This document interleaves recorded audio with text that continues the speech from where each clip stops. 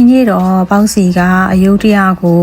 တွားနေတာပါယုဒ္ဓယကိုတွားတာဒုတိယအကြိမ်ဖြစ်ပါတယ်အခုကတွားနေတဲ့လမ်းမှာပါရှင်အခုကအယုဒ္ဓယကိုရောက်နေတာပါ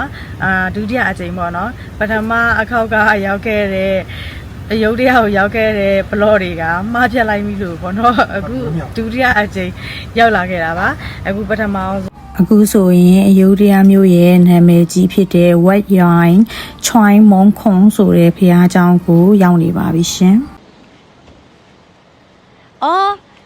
တို့ဟိုတခါအမှတ်တရပစ္စည်းဝယ်တဲ့ဘောတော့ဝယ်တဲ့ဆိုင်ဟုတ်တယ်မဟိုင်နဲ့ဘယ်နဲ့စေအကျွေးရှိရတောင်းရစေဝေးမလားဝေးမလားရှိလားကျွေးရှိလားရှိအော်ဆောက်စေ3 pasa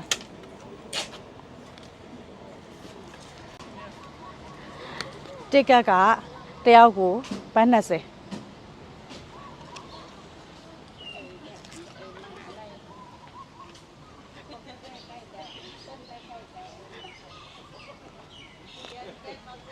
ဟာပါ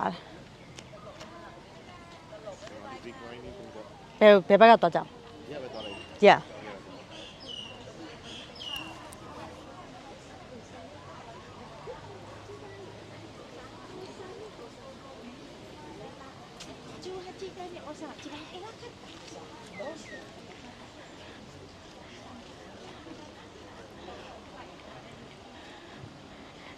哇，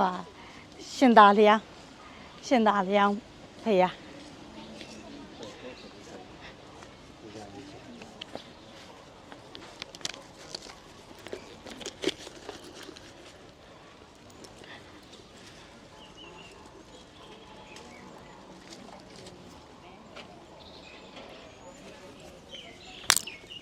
ဖူးလာမယ်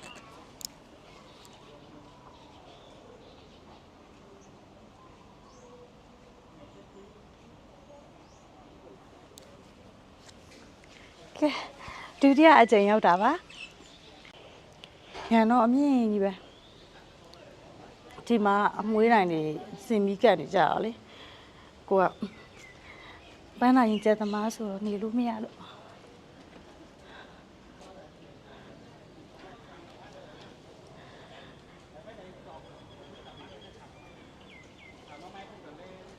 အုတ်တင်နေ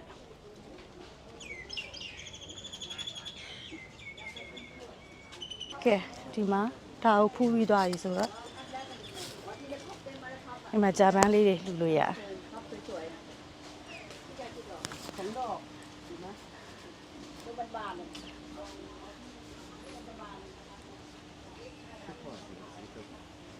ဒီကွာ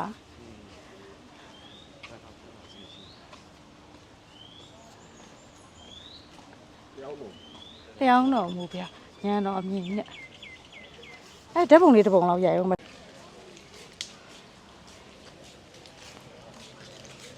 များသားနော်လူနေလူအေးနာပဲဒီနေ့ကမိုးအောင်တော့ဒီနေ့ကနေမပူမိုးအောင်တယ်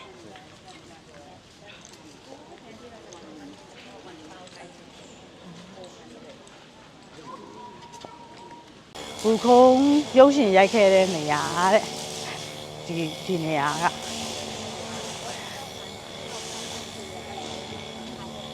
အော်သိပြီတို့ဟိုပေါတက်ခဲ့သေးတယ်လေလာချင်းချင်းလေးအဲ့တုန်းကလူတွေရမ်းများရလေဟိုတွေကလေအဲ့တုန်းကကြိတ်တိုးပဲအခုလူရှင်းတယ်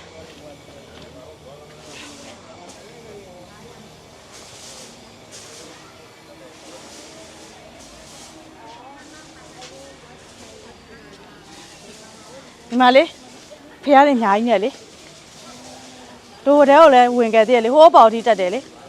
ဟိုတစ်ခေါက်လာတော့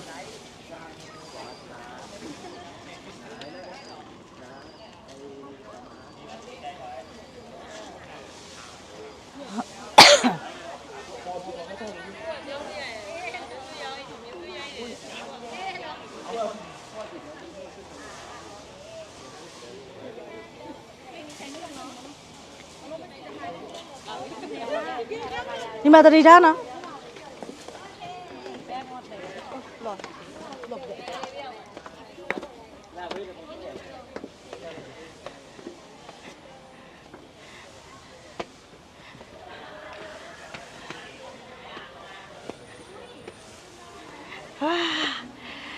ဟိုးထဲထီတော့မဝင်တော့ဟိုးမှအဝေးကြီးတက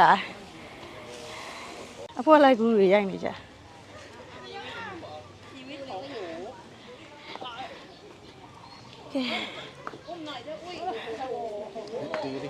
ရတယ်ဘေဘီရ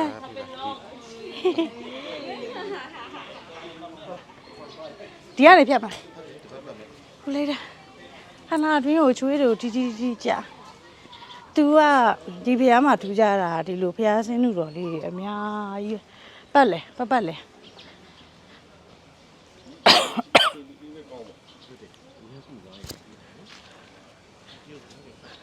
ဟုတ်ပါလားအေးရိုက်မယ်ရေရေအေးရေလာ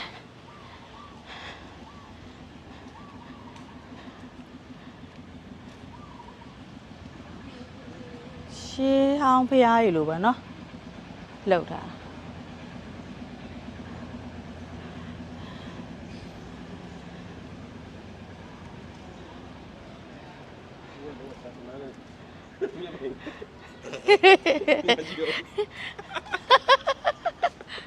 Yeah.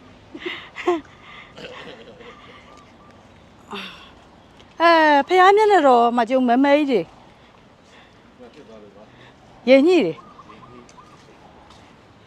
တက်ပြီပကံဖះလိုပဲဒီနားနေကြီးနော်အုတ်ချက်တွေကလေနော်ဗမာပကံဖះတဲ့ဒီလိုနေရာတွေကလေနော်ရောင်မကြီးစီတော့လာ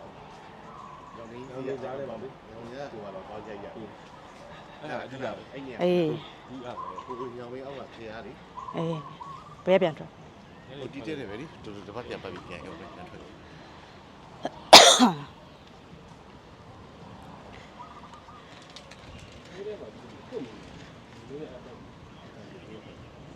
်ဖုံနေ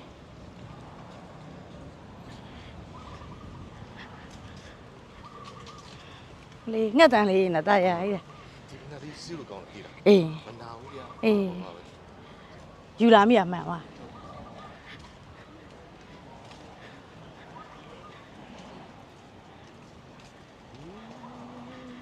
ဖះဘယ်နှဆူတောင်လဲမသိဘူးနော်ဒီလိုဖះနော်ရာကြော်မလားမသိဘူးဒီမှာအကုန်လုံးဖုံးကြီးတွေအဲ့လိုနေရတယ်ပတ်လေအေး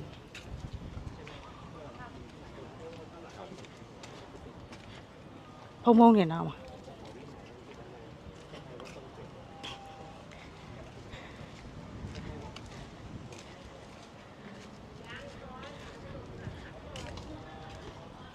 ဒီနေ့ကဂရုဖွဲ့လိုက်တွေတိုးတွေများဒီနေ့ကနေကြီးကအရန်ကြီးမပူတော့တော်သေးတယ်ချစ်တောင်းမပူနဲ့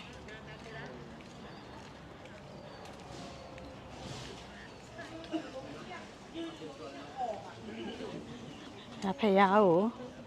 တပတ်နေရပါမရေတွေရှိတယ်ဟဲ့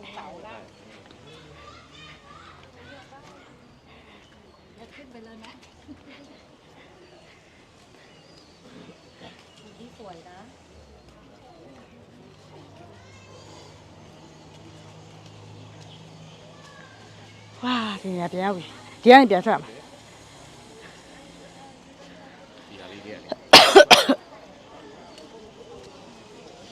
ဒီကနေလား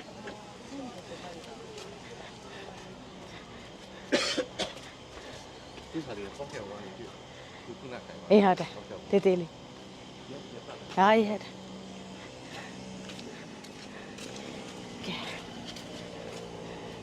ဒီထဲကနေပြီးတော့ပြန်ထွက်ပြီးတော့နောက်တနေရာကိုသွားပါမယ်ဒါကလျှောင်းတော်မူဖះရှိရဲ့နေရာပေါ့နော်ဝင်ကြီးကတယောက်ကို20ပါ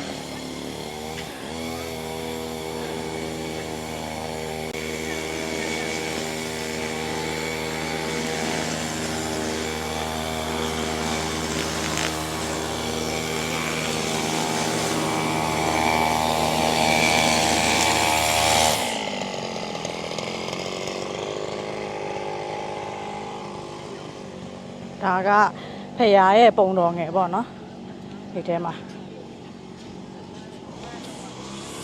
ကဲပြန်ထွက်ပါမယ်လက်ဆောင်ပစ္စည်းရောင်းတဲ့နေရာလေးပါအရင်ပြီးခဲ့တဲ့အခေါက်ကတော့နေဘူးလို့ဆိုပြီးတော့ဒီကအိုးတုံးနှလုံးဝယ်သွားသေးတယ်မာကားပါကင်ဒီပါကားရက်ခဲ့တာပေါ့နော်ဒီနေ့လည်းလူများပါတယ်အခုကအယုဒ္ဓယမြို့ရဲ့ရှေးဟောင်းကြတဲ့ဝက်ဖနန်ချောင်းဝက်ဟန်းဆိုတဲ့တရုတ်ပုံချောင်းတွေပါရှိတဲ့နေရာကိုရောက်နေပါတယ်ဒီဖျားဟာဆိုလို့ရှိရင်ပေါ့နော်အယုဒ္ဓယမြို့စတည်ပြီးကတည်းကအနှစ်အနည်းငယ်အတွင်းမှာစပြီးတော့တည်ရှိခဲ့တဲ့နေရာပေါ့နော်နှစ်ရှေးအကြဆုံးနေရာလို့လည်းပြောလို့ရပါတယ်အခုဒီနေရာကိုရောက်ပါပြီရှင်တို့ဟိုတကဒီထဲလေးထဲမှာအေးဟုတ်တယ်ဟိုတော့ရနေတော့လေပြီးခဲ့တဲ့တစ်ခေါက်လာတော့ဟာလဲ9စာမကြည့်ခဲ့ရလို့9စာရေးဝယ်လာ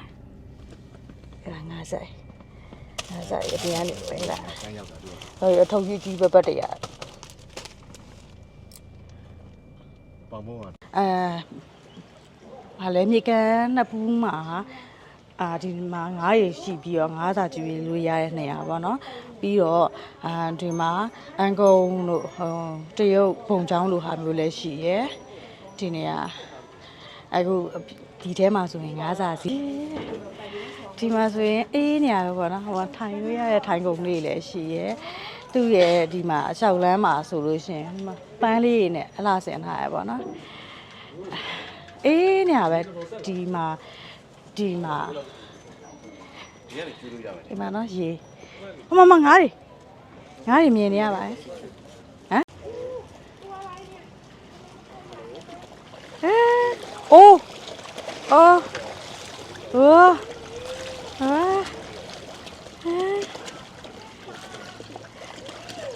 ပါမောကိုပို့ကြိုက်တယ်တော့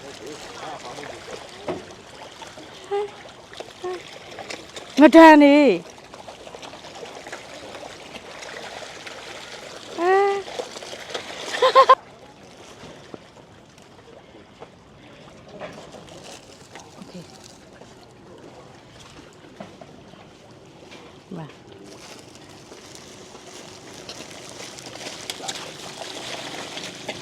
ပါတော့လိုက်ကြီးတယောက်ကဖြီးချတယ်တွင်ကုန်ပြီတွင်ကုန်သူတော့ပေါင်မုတ်ကိုပို့ကြိုက်တယ်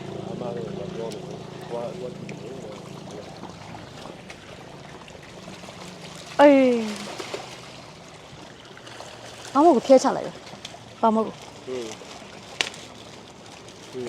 โอเค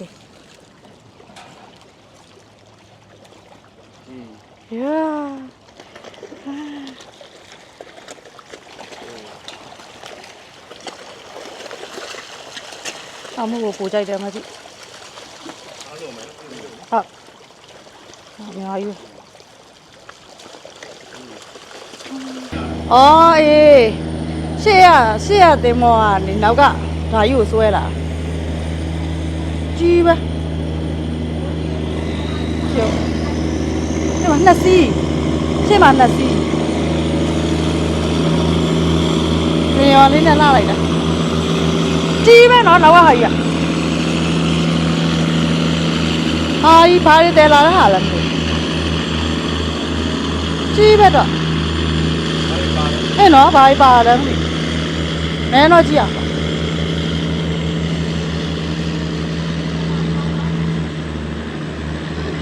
ကိုနေနာရီလားမသိအေးနော်လက်ဆန်နေများလားမသိဘာကြီးတဲလားအေးဘာကြီးတဲလဲမသိအကောင်နေတဲတာလားမသိဘူးမမိုးလေးနဲ့ထဲမှာအော်မနောက်မှတစ်စီးအေးတော်တော်လူရွက်သွားမှာဆိုလို့နော်ထိန်းတာနောက်ကဟာထိန်းအဲ့မှာတော့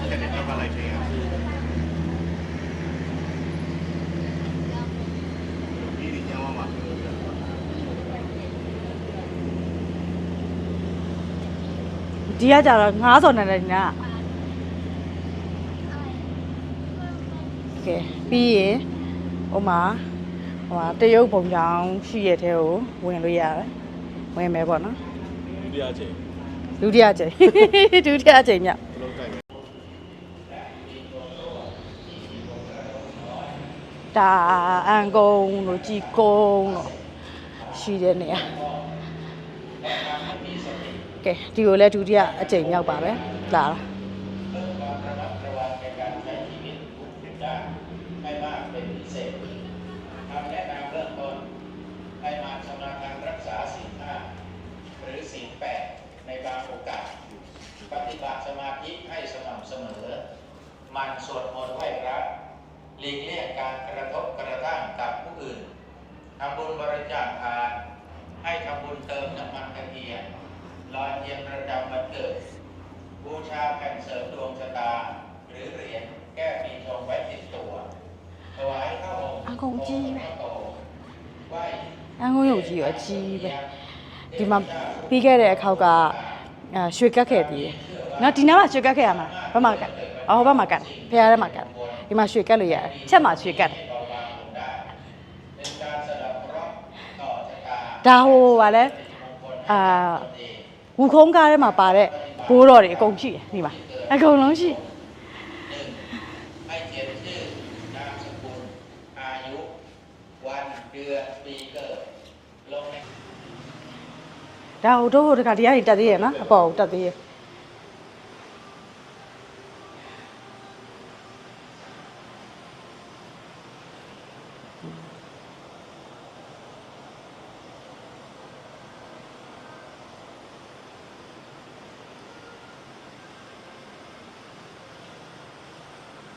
ကဲဟိုဒီမှာ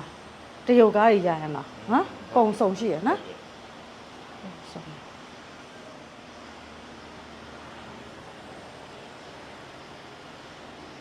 ဒီမှာဆိုရင်လည်းအဲ့လိုမျိုးလေးလည်းကတ်လို့ရလှူလို့ရမွေးတိုင်းလို့ပါတော့အေးလမ်းခေါ်လာအောင်ပါ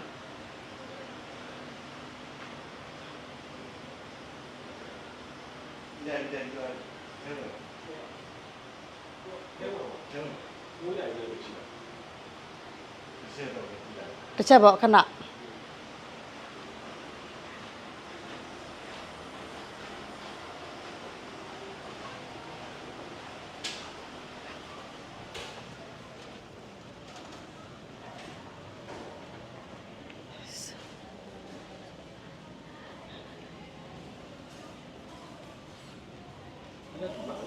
那个地方会错，秀。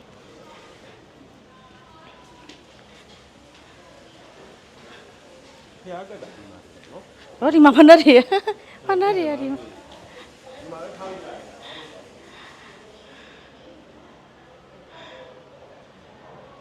တယ် တစားဒီမှာတစ်သားရင်နဲ့အထဲမှာတစ်တွေနဲ့ထွင်းလောက်ထားတဲ့သူတို့ရဲ့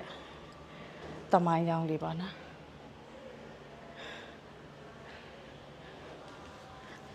ကျုံးနေ အေးကျွန်းနဲ့ကျွန်းနေလားပါရင်လည်းမသိ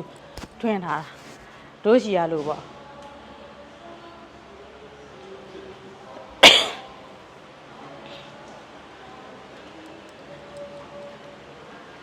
20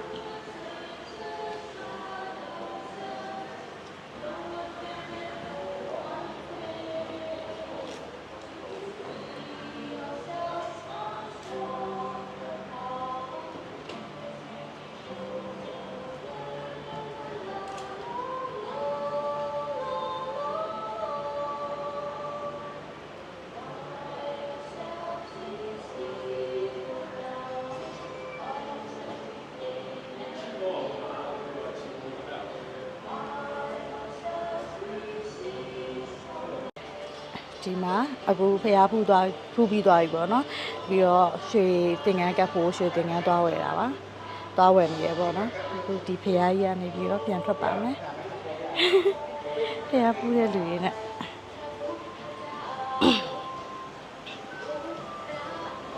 ရွှေတင်ငန်းကပ်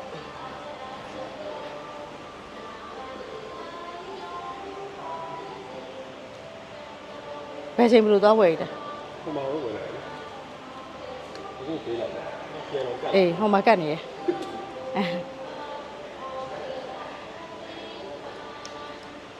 ရွှေသင်္ကန်းကတ်ထားတာရွှေကိုထူကြီးဖြစ်နေပြီနော်ဒီမှာကတ်ထားကြတာနော်အများကြီးပဲမကြညနေတော့မှာရောဟုတ်လား ဟုတ်တယ် အများကြီးပါအများကြီးပါဟိုရင်ဘက်နေရာမှာဆိုထူကြီးပါအများကြီးပါရွှေသင်္ကန်းကတ်ဟောအေးကတ်ကဲမောင်လုပ်တဲ့လူကဘုံကြီးကဖို့ပါကိုရင်ဟေး ခေါင်းမှာကတ် အခုကဖျားရွှေသင်္ကန်းကတ်တယ်ပေါ့နော်ဒီမှာဖျားတွေအကုန်လုံးကဒီထဲမှာရှိရဖျားတွေအကုန်လုံးကရွှေသင်္ကန်းကတ်ထားဒီဖျားဆိုတဲ့ရွှေသင်္ကန်းကိုအထူးရကတ်ထားရွှေကတ်ထားအများကြီးပဲ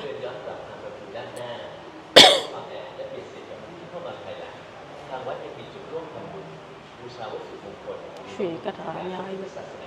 ဒီမှာဆိုအပြားလိုက်ကြီး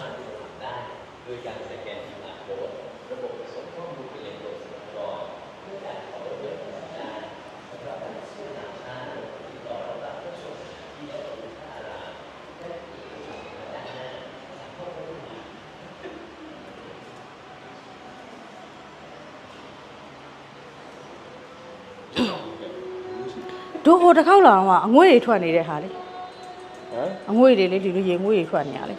ဟိုတစ်ခေါက်လာတော့လေဒီဖျားမှာပဲလေရှိရလေအငွေ့တွေဟောမောင်အဲ့ဒါမှတ်မိနေရင်ငါဒီဖျားလာတော့အငွေ့တွေထွက်နေရနေရရှောက်လန်းအေးနေရအကျေကြီးပဲဟိုဘက်ဒီဘက်ဒီမှာဖះမီးပူဇော်တာပေါ့နော်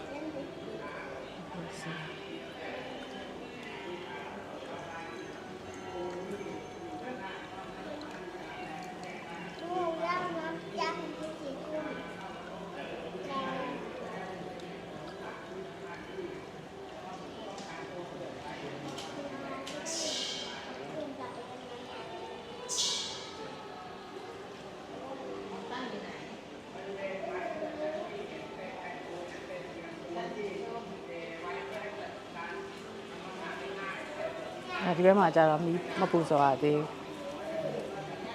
ဘူးဒီလိုငွေလေးထွက်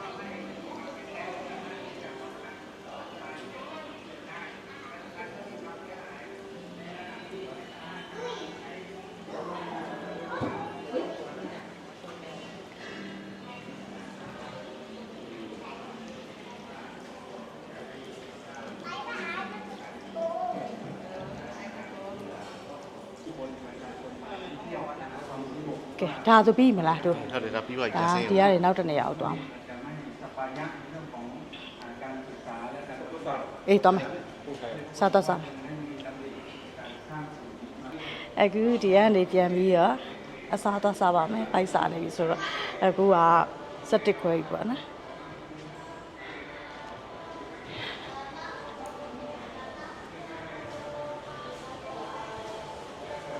အခုကအယုဒ္ဓယမှာရှိတဲ့အဖွားကြီးဆိုင်ဟလား ပွားကြီးကိုတူ အဖွားကြီးကွေးတီကိုဆိုင်ပြီးခဲ့တဲ့အခေါက်ကစားတာကွေးတီကိုအရန်ကြိုက်သွားတယ်ပေါ့နော်အဲ့တော့ဒီတစ်ခေါက်မှလည်းဒီဆိုင်လေးကိုပဲလာစားခဲ့ပါတယ်ဥပမာမျိုးကြည့်ပေါ့နော်ဒါစံပြားကြော်စံပြားကြော်ရယ်စံပြားကြော်ဒီလိုမျိုးဟိုလေအုံနှုတ်ခေါက်စဲထဲမှာထည့်ထားတဲ့ကြော်လေးပါအကျုပ်ကြော်မဟုတ်ကျုပ်ကျ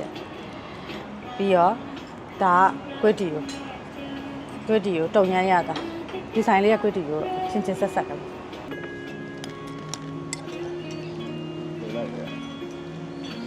အသားပြားလေးတွေဒီလိုမုတ်ကျုပ်ကလေးတွေ ရပြီ ဒါတပွဲကိုဘတ်50ပဲရှိတယ်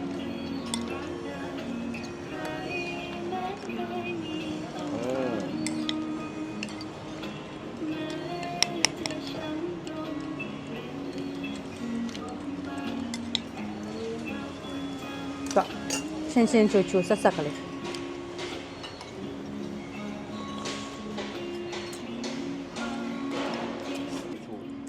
ကဲအခုဒီမှာမိကလာတဲ့လေလေးရလဲတခုခုနဲ့ဆက်စားလိုက်ပါအောင်မယ်မှားတာမစုံသေးဘူးထင်တယ် စုံပြီသားပဲ စုံပြီလားဆက်စားလိုက်ပါအောင်မယ်နန္ဒတိထမင်းကြော်ရဲ့ ဘာထားပြီးပြန် စံပြားကြော်ရဲ့ ဝါခါလိုက်ပြ ကွတ်တီအောင်၃ဘွဲရဲ့ဝက်ခောက်ထမင်းပေါင်းရဲ့ဝက်ခောက်ထမင်းတော့မပါသေးဘူးပေါ့နော်လာတော့မှာပါဆက်စားလိုက်ပါအောင်မယ် ကပောက်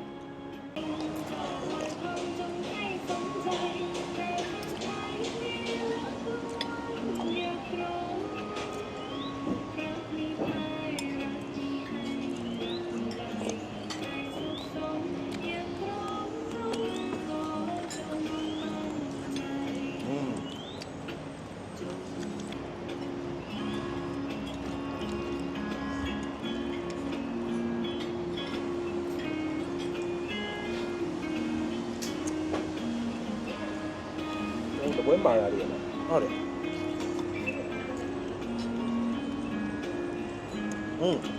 နယ်သီးသမင်းကြော်မှာဒီမှာတီယိုစီတွေပါတယ်ဒါကြက်သားမွှာလေးတွေပါတယ်ဒီဘက်မှာဒီလိုမျိုးလေးလှဆင်ထားတယ်လှ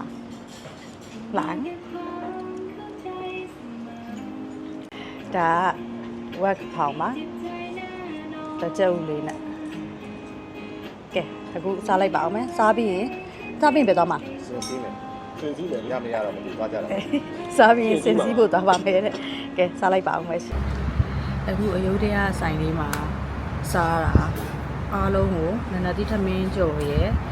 ပြီးတော့ဝက်ထမင်းပေါင်းရယ်ဝက်ခောက်ထမင်းပေါင်းရယ်ပြီးတော့စံပြားကြော်တစ်ပွဲရယ်ကွက်တီအောင်မှာ3ပွဲရယ်ပြီးတော့ကော်ဖီတစ်ခွက်ရယ်အကုန်လုံး600နဲ့စိတ် 600စိတ်ပဲကြာတန်း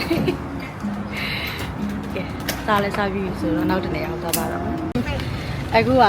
အယုဒ္ဓယ Elephant Palace ကိုရောက်ပါပြီဒီမှာဆင်စီးလို့ရရပေါ့နော်ဒီနေ့ကဆင်စီးမှာပါပြီးခဲ့တဲ့အခါကဆင်စီးခဲ့ရလို့ပေါ့နော်ကဲသွားပါမယ် စိတ်ပြန်လို့သွားမယ်ဟမ်အဲ့ဒီကနေကူးမယ်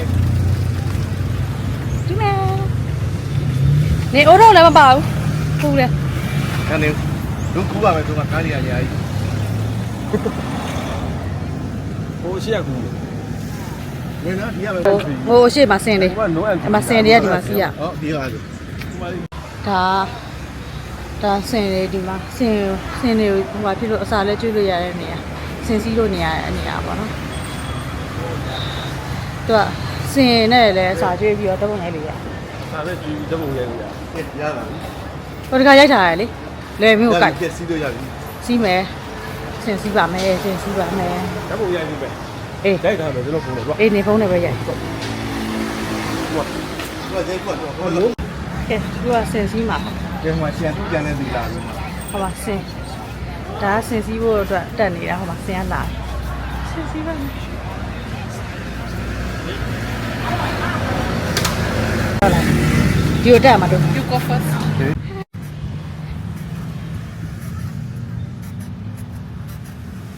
တော့ဒီနေလေး အေး ဝီနေလေး ဟောကောင်းအမွေ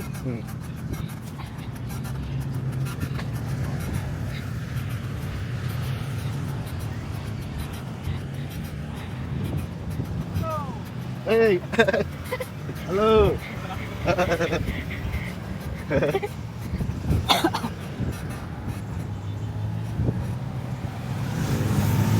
好了，我现在赶紧点。我听下来，特别。哎。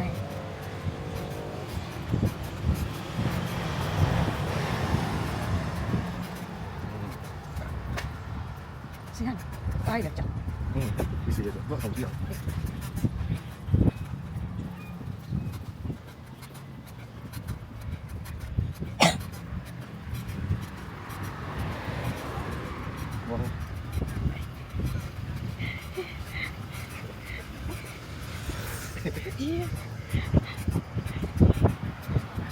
여기 가래. 잠깐만. 네. 이리 가만. 나는 좀 이거 빨리 가. 나는 이. 나는 하고 있냐. cái con đúng không? Chị chỉnh chung nhiều thế. Đúng rồi, không phải chỉ được gì ạ. Đúng nhiều quá. Nên là chúng nhiều phần nhiều mà. Nó là cái gì nên là ta chào.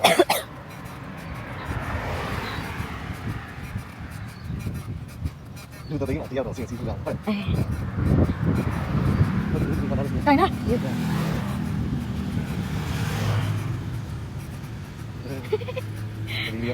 တက်တာပြကားရတယ် မစင်ကြီးနေရရဲ့ အဝါစင်ကြီးလုံးနေရတယ်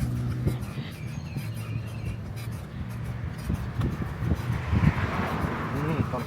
ဒီလိုက် ကဲဟ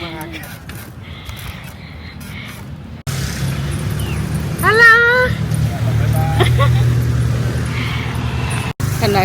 ခဏကဒီဘနက်စီလာတော့လမ်းမှာခဏကျွတ်မှာကြွကြမှာဆိုလို့ဖះတွေလာတာဆိုတော့ဒီဘနက်ကိုစီးလာခဲ့လိုက်တာချွတ်ရလဲရ yes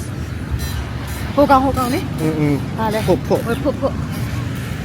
ဒီကောနာ how do you call it သူတို့ကလည်းအဲ့လိုနားမလဲ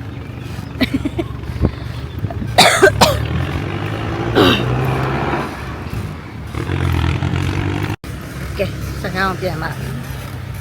ရောက်ပါရှင်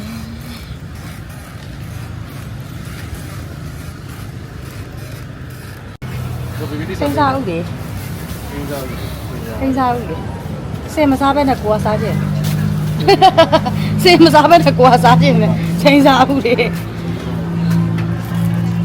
အားရနေရတာတန်လာ အောင်မဟုတ်စားလို့လား အကုန်ကြိုက်တာရွေးလို့ဒီမှာနေရ ဩဒါဘာနဲ့ရအများကြီးပဲဒါလေးဝယ်ထားပါတယ် ဒါနည်းနည်းကျွေးလိုက်ကျွေး ရအောင်ကြည့်လိုက်နော် နောက်မှကျွေးလိုက်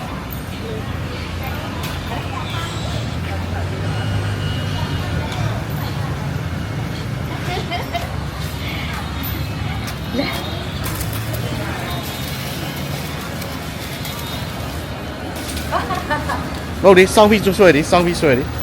အေး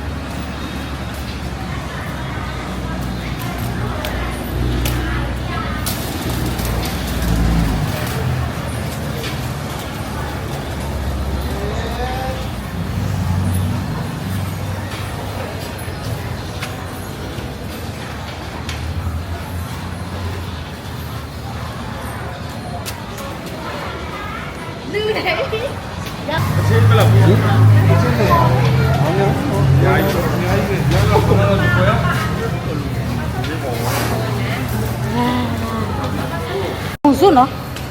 အဲ့ကောင်လေးစွတ်မကြည့်မရရအောင်လို့တွေ့လားအာဒီကောင်ရှိရတယ်ငိုင်းပါကဲမစင်တို့စာကျွေးတာတချင်းကိုဘတ်နေရကိုမပြောသေးရောပေါင်မို့ကောသခွားသေးရောစိန်သားဥရောဒါကတော့ကျွန်မစားဖို့တစ်လုံးယူထားလိုက်ပါတယ်စိန်သားဥ စင်ရပြန်ပြီလား ကဲဒီကနေပြီးတော့နောက်တစ်နေရာကိုဆက်သွားပါမယ်အဲ့ခဲ့ပါဦးရှင်အခုက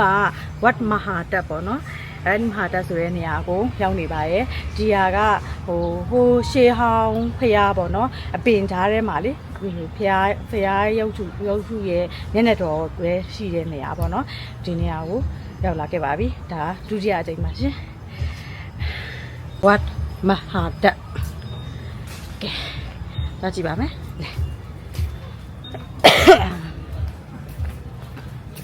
ticket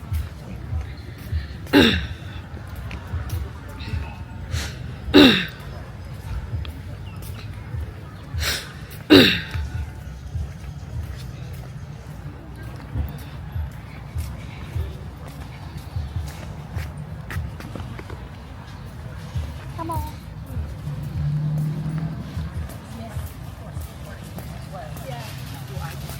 အရှင်လေးမှာforeigner ဆိုရင်ဘယ်လောက်ဆိုရပေးရပါလဲ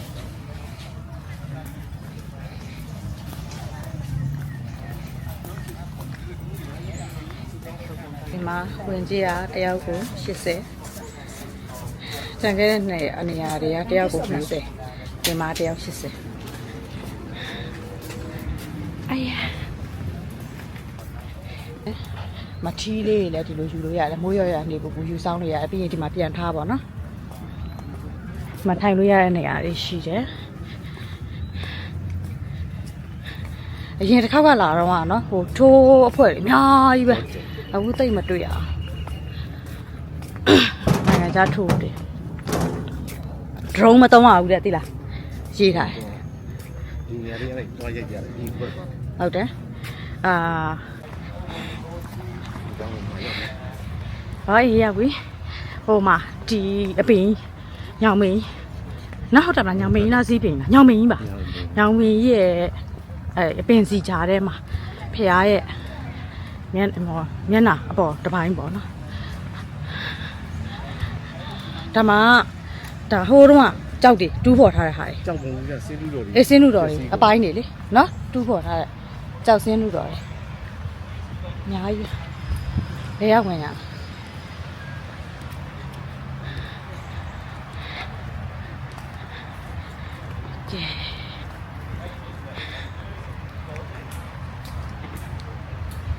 ဦးကောင်းတော်တွေတင်မေခွေထိုင်နေတဲ့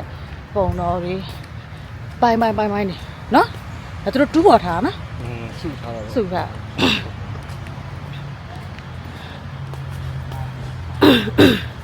ဒီအပင်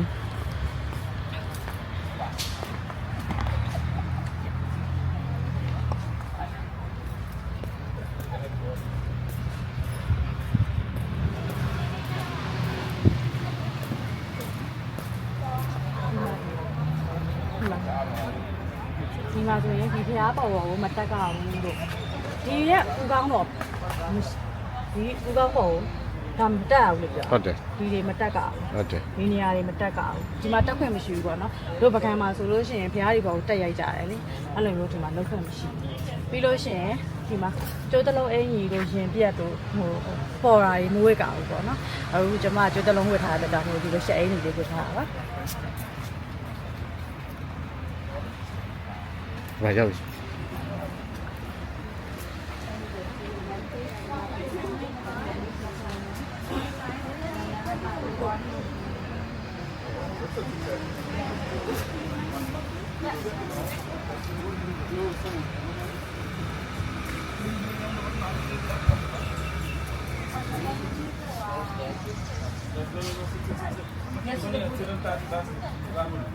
ီမှာဓာတ်ပုံလေးဒီလိုရိုက်လို့ရတယ်ဒါဒီမှာနာမည်ကြီးတဲ့ဖျားပေါ့နော်လို့ရှိမှာဒီလိုအပင်ချားထဲမှာ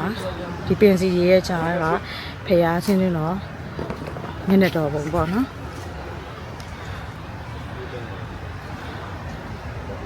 ပြီးတော့ဒီမှာစီးတားထားတယ်ပေါ့နော်ဒီထဲကိုဝင်လို့မရဘူးပေါ့နော်ဒီထဲကိုဓာတ်ပုံဝင်ရိုက်ကြပါအောင်ဒီအပင်ကြီးရဲ့ဒီအရှိမှာဒီလိုဓာတ်ပုံရိုက်စီရနေရရှိရပေါ့နော်ဒါဓာတ်ပုံရိုက်နေကြတာပါ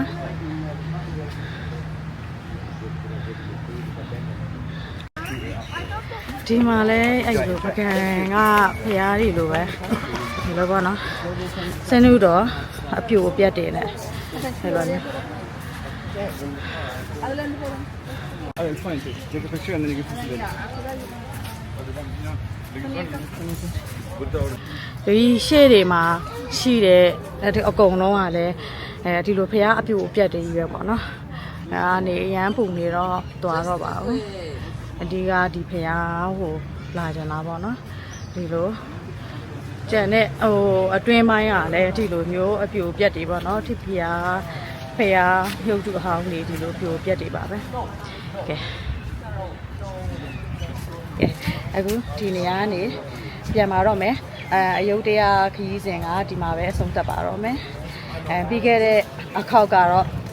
နေရာလဲတော်တော်စုံခဲ့တယ်အခုတစ်ခေါက်ကပြီးခဲ့တဲ့အခေါက်ဘလော့မှာကျွန်မက SD ကတ်တဲ့ဟာတွေကိုမှားဖြစ်ခဲ့တယ်ပေါ့နော်အဲ့တော့ဘလော့လေးမရခဲ့ပါဘူးအခုဒီအခေါက်ကတော့နေလက်သိမ့်မကောင်းတာနဲ့အစုံတော့မရောက်ခဲ့ဘူးပေါ့နော်ဒါပေမဲ့အဓိကနေရာလေးတွေသွားခဲ့ပါတယ်ပြီးခဲ့တဲ့အခေါက်ကဆင်မခီးခဲ့ရဘူးဒီအခေါက်ဆင်စည်းခဲ့တယ်ပေါ့နော်အခုဒီမှာဒီဘလော့လေးကိုဆုံးသတ်ပါမယ်ယုတ်တရားခရီးစဉ်ပေါ့နော်အရင်ပျော်ခဲ့ရပါတယ်